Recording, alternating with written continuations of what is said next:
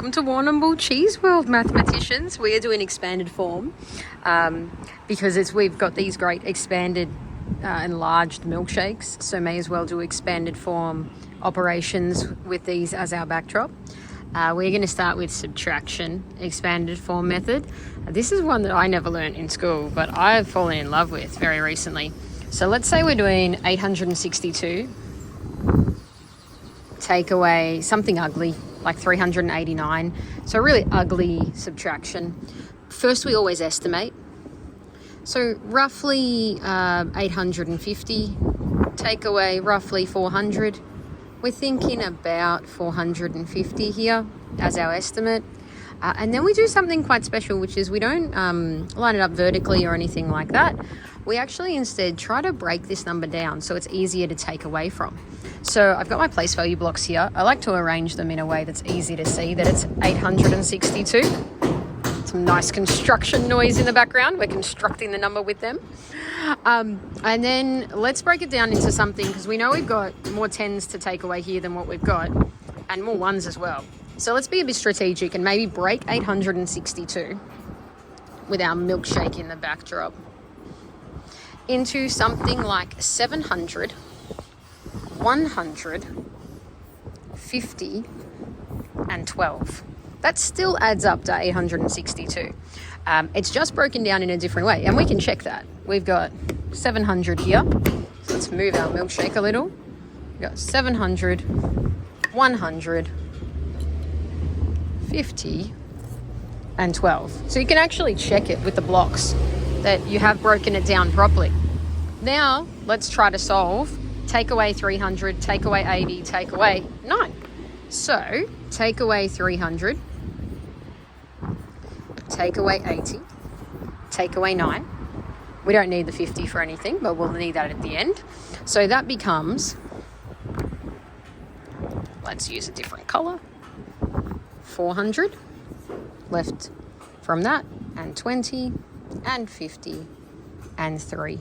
Because 700 take away 300 leaves you with 400. You can actually do that. 700 take away 300. And 100 take away 80. I would actually need to rename that for 1010s to do that. Or I can essentially take away the 100 and it leaves me with 20 remaining there. And that's been taken away as well, therefore, if we're going to do it that way. The 50 stays, but the 12, we have to take away 9. So again, we could rename it, or we could just take away the 10 and add 1 back, which then equals 420 and 50 and 3. So if we add it all together, 473, and that looks like the same as our total. But there's so many other strategies we weren't shown in school. For example, 389. Let's start with 389, and we have to get to 862. If we figure out the difference, that's the answer too. So if we jump 11 forward, that makes 400. And then this wind's playing havoc, apologies. If we jump 462 forward, then we've gotten to there. So now we need to add these two up. 11 and 462 equals 473. So we can add via a jump strategy. So that's called jump strategy, or jump the difference.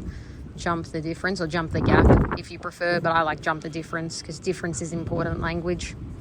So that's one strategy. Another one, if I just take some liberties and remove our estimate, because we did have an estimate of 450, 473, sounds pretty close, reasonable. So another strategy you can do is you can add 11 to here, as long as you add 11 to here at the same time. Constant difference, or I like to call it the pump it up strategy. You got to pump both numbers up. That makes this number 400, and that makes this number 873. And then we can see the answer here, can't we? It's just 473 between those two, because you take away 400 from 873, you're going to be left with 473. So that pump it up strategy is a beautiful one.